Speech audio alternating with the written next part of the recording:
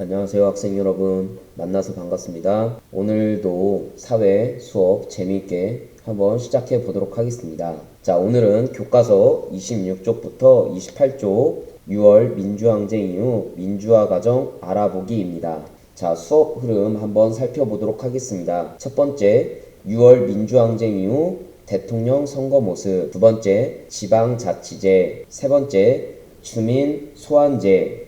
자, 동영상 하나 보시겠습니다. 세계 만방에 대한민국 정부 수립을 선포했고 거대 대통령 공임 제한의 철폐를 개헌하니 투표용지 바꿔치기 등 부정을 저질렀다. 4월 19일 전국에서 격렬한 시위를 벌이며 국회와 부하를 이 나라를 여러분들이 작년 4월 19일에 피 흘려 쟁취한 혁명의 연장이며 그 경려사를 통해 직선으로 이은 428km의 단탄대로는 한일 협정이 일본 수당 관저에서 정식 도입됐습니다. 월남에서 대한뉴스 지승주 특파원의 그리고 청룡부대, 맹호부대 하는 7개 항의 공동성명이 서울과 평양에서 동시에 발표됐습니다. 협약과 봉사로서 스스로 지도체에게는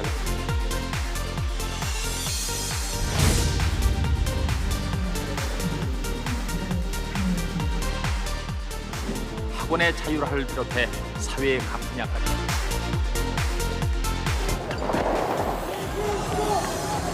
위에 대통령 직선제를 골자로 한 새로운 헌법안의 탄생을 주도하여 국민의 올바른 마침내 유엔에 가입하기로 한 데 대해 국방 외교에 알목할 만한 성과를 우리 정부는 일찍부터 올해를 유엔 가입의 해로 정하고 북한이 동시 가입을 끝내 반대할 경우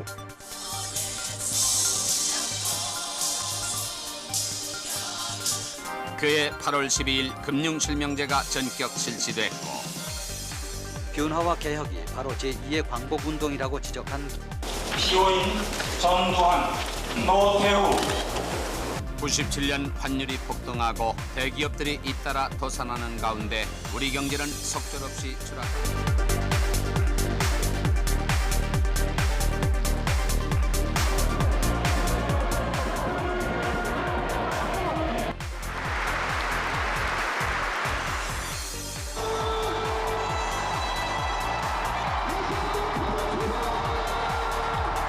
앞으로 통권 지향을 국가로 한다, 균형 발전한다라는 이 큰 틀만은 확정됐고,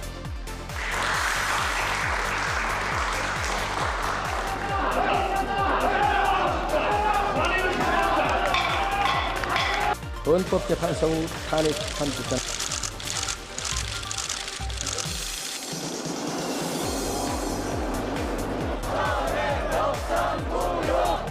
이어서 고 노무현 전 대통령 국민장 연결.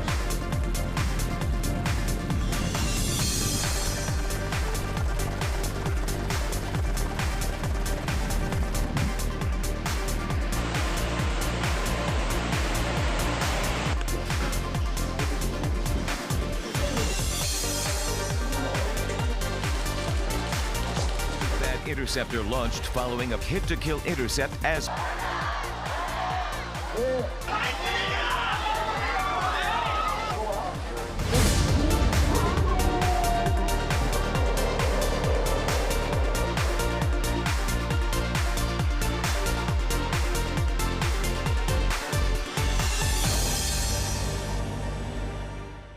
자, 동영상 잘 보았나요?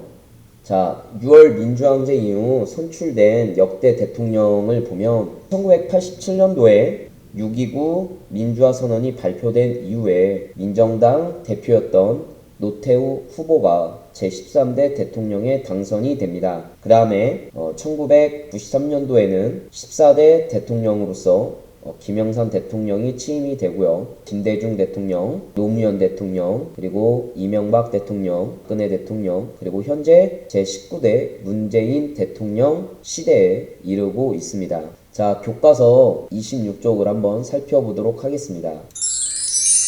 자, 교과서 26쪽을 선생님이 읽어보겠습니다. 6월 민주항쟁의 결과 6.29 민주화 선언이 발표되었고 그에 따라 1987년 제13대 대통령 선거가 직선제로 시행되었다.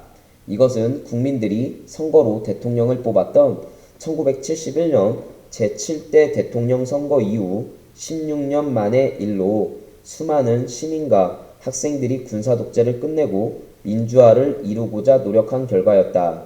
대통령 직선제는 오늘날까지 계속 시행되고 있다.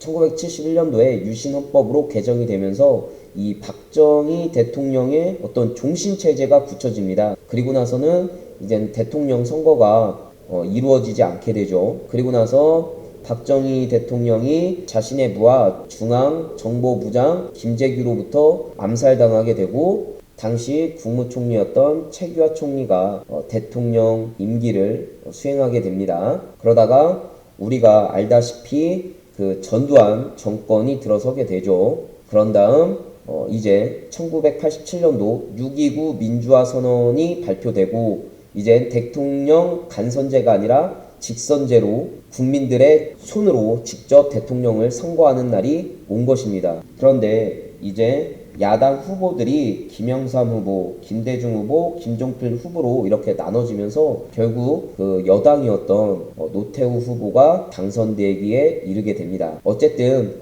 수많은 시민과 학생들이 군사 독재를 물리치고 새롭게 민주화를 이루어낸 성과는 분명히 칭송받아야 될 업적입니다. 그리고 이러한 대통령 직선제는 오늘날까지 이어져서 현재 대통령 선거를 국민들의 손으로 뽑고 있습니다. 자, 선생님처럼 이렇게 동그라미랑 밑줄을 긋기 바랍니다. 자, 이번에는 교과서 27쪽입니다. 자, 교과서 27쪽도 상당히 중요한 부분이라서 선생님이 한번 읽어보도록 하겠습니다. 지방자치제는 1952년에 처음 시행되었다가 5월 16일 군사정변 때 폐지되었고 이후 6.29 민주화 선언에 따라 다시 부활했다. 먼저 1991년에 지방의회가 구성되었고 1995년에 지방의회 의원 선거와 함께 지방자치단체장 선거가 치러지면서 지방자치제가 완전하게 자리잡게 되었다. 여기서 지방의회는 시의원이나 도의원으로 구성되는 그러한 지방의 의회가 되겠죠. 그리고 지방자치단체장이라고 하는 것은 시장이나 도지사를 이야기하는 거죠. 그래서 우리는 충북도지사가 있죠. 이 지방자치제는 지역의 주민이 직접 선출한 지방의회 의원과 지방자치단체장이 그 지역의 일을 처리하는 제도입니다. 지방자치제를 실시해 주민들은 지역의 문제를 스스로 해결하려고 의견을 제시하고 지역의 대표들은 주민들의 의견을 수렴해 여러 가지 문제를 민주적으로 해결하고 있다라고 나와 있습니다. 그러니까 이 이야기는 무엇이냐면 월곡초등학교의 문제는 월곡초등학교 학생들이 해결을 해야지 옆에 있는 강서초등학교나 만수초등학교에서 해결해 줄 수 없다는 이야기입니다. 결국 지방자치제는 지역의 문제는 지역 주민들이 스스로 해결하라는 제도입니다. 교과서 27쪽도 선생님과 같이 동그라미와 밑줄을 긋기 바랍니다. 자, 동영상 하나를 보도록 하겠습니다. 지역의 일을 주민 스스로 결정하는 지방자치. 과연 언제부터 시작되었을까요? 우리나라의 지방자치는 1948년 제헌헌법의 근거가 마련되었고 1949년 지방자치법 제정을 통해 구체화되었는데요. 1952년 최초 지방의회 선거 후보자 유세장, 투표하는 사람들의 모습, 경상남도 의회 첫 회의 장면 모습을 통해 당시에도 뜨거웠던 정치 참여 열기를 느낄 수 있습니다. 1960년 12월 12일 서울특별시와 각 도의원을 뽑는 선거가 전국 6,922개 투표소에서 이루어졌습니다. 같은 달 19일 시읍면 의회의원, 26일 시읍면장, 29일 지방장관 선거 등 유권자들의 열성적인 투표 참가가 필요하다고 독려하는데요. 오늘날처럼 같은 날 동시에 지방선거가 이루어지는 체계가 아니었네요. 한 달에 4번이나 투표를 해야 하다니 너무 바빴겠어요. 지자체장 선거는 1956년 직선제 도입, 1958년 일명제 전환, 1960년 다시 직선제로 바뀌는 등 많은 변화가 있었는데요. 1961년 5.16 군사정변 이후 근 30년 가까이 우리나라의 지방자치는 암흑기를 맞이합니다. 1980년대 지방자치구역을 위한 노력을 통해 30년 만에 부활한 지방자치 기초의회 의원 선거가 1991년 3월 26일 실시되었는데요. 검찰에서는 선거를 앞두고 사회 분위기가 느슨해지는 것을 막기 위해 부동산 투기 단속에 나섰고요.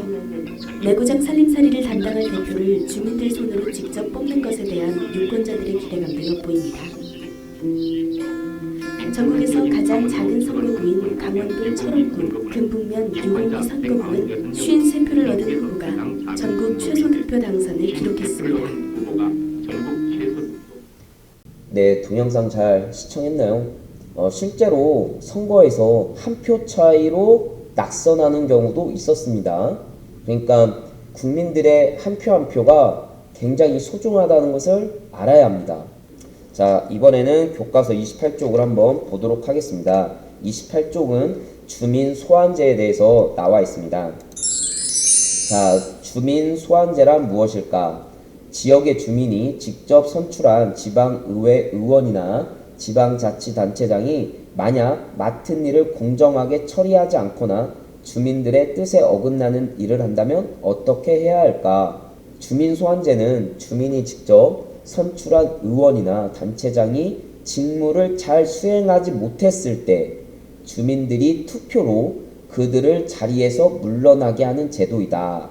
이 이야기는 주민들 손으로, 즉 투표로서 우리 지역을 대표하는 의원이나 단체장을 뽑았듯이 의원이나 단체장이 잘 수행을 못할 때 주민들 투표로 다시 그 자리에서 물러나게끔 하는 제도입니다. 현재 미국, 독일, 일본 등 여러 나라에서 시행하고 있으며 우리나라는 2007년 5월부터 지방의회 의원과 지방자치단체장을 대상으로 시행하고 있다.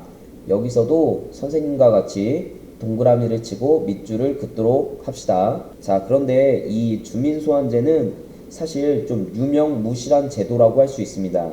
왜 선생님이 유명무실이라고 이야기했는지 동영상을 보도록 하겠습니다. 포항에서 지역구 시의원들에 대한 주민 소환 투표가 실시됐지만 투표율 저조로 무산됐습니다. 자치단체장과 지방의원을 견제하기 위해 도입된 주민 소환 제도가 본래의 취지를 잘 살리지 못하고 있다는 지적입니다. 정지훈 기자입니다. 포항 오천읍 생활 폐기물 에너지화 시설 가동을 반대하는 주민들이 지역구 시의원 2명을 대상으로 한 주민 소환 투표는 끝내 무산됐습니다. 전체 유권자 중 3분의 1 이상이 투표하고 과반 찬성 시 대상 시의원들은 의원직을 상실하게 되지만 투표율이 21.7%에 그쳐 개표 기준을 충족하지 못했기 때문입니다. 이번 선거로 지역 주민 간 갈등만 커지게 됐다는 우려가 적지 않습니다. 포항시가 이번 주민 소환 투표 관리를 위해 선거관리위원회에 지급한 비용만 5억 1천만 원. 비용은 비용대로 사용하고도 문제는 해결하지 못한 채 갈등의 골만 깊어졌다는 지적입니다. 갈등 봉합을 위해 포항시장이 기자회견에 나섰습니다. 오천 지역 주민 소환 투표는 시민들과 지역에 많은 상처를 남겼습니다. 일부 주민들의 우려의 목소리를 포함해서 다양한 의견들이 시정에 녹아들 수 있도록. 아쉽게도 지금까지 주민 소환제가 지역 현안 갈등 해결이나 단체장과 지방의원 견제를 위해 제대로 기능한 사례는 거의 찾아볼 수 없습니다. 2007년 주민 소환 제도가 도입된 이후 전국적으로 지금까지 109건이 추진됐지만 투표까지 이어진 것은 단 10건입니다. 10건도 단 2건만 가결돼 실제 소환됐고 나머지 8건은 포항시처럼 요건을 충족하지 못해 개표조차 못했습니다. 전문가들은 법령에서 소환 이유를 더 합리적이고 명확하게 규정해야 하고 갈등을 해결할 수 있는 논의기구를 설치하는 등 제도적 개선 방안이 필요하다고 강조합니다. 연합뉴스TV 정준입니다.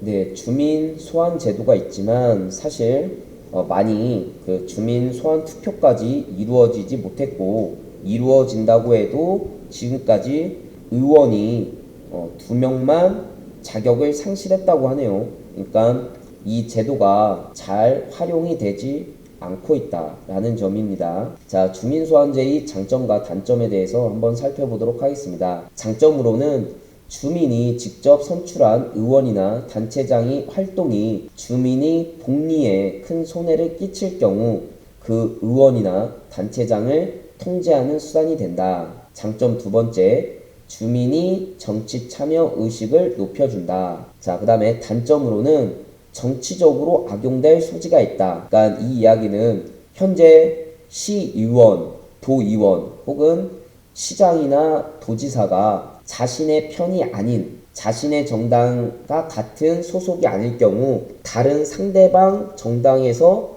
정치적으로 이것을 이용할 수 있다는 이야기입니다. 단점 두 번째는 소환제 때문에 선출직 공직자가 교체되는 경우 선거 비용 등 관련 비용이 증가되어 궁극적으로 세금을 내는 주민들에게 부담이 된다. 이 선거를 한번 치르는데 엄청난 많은 액수가 들어갑니다. 그래서 대통령 선거라든가 국회의원 선거, 지방선거가 이루어질 때 선거 비용이 굉장히 많이 들거든요. 따라서 도의원, 시의원, 그리고 도지사, 시장을 뽑았는데 또다시 이 주민 소환제 때문에 그 선출직 공직자를 다시 뽑아야 될 경우에는 선거 비용이 증가될 수밖에 없겠죠. 이런 단점이 있습니다. 그 다음에 장점 1번에서 이제 주민의 복리라는 것은 주민들의 행복과 이득, 이익 이런 것들이 되겠습니다. 그래서 그거에 대해서 반하는 경우, 반대되는 경우 이제 통제하는 수단이 된다. 자, 오늘도 수업 잘 따라와줘서 감사합니다. 정치에 관심을 가지고 국민들이 정치인들을 감시하는 역할을 잘 해야지만 비로소 정치의 발전, 나아가서는 대한민국의 발전이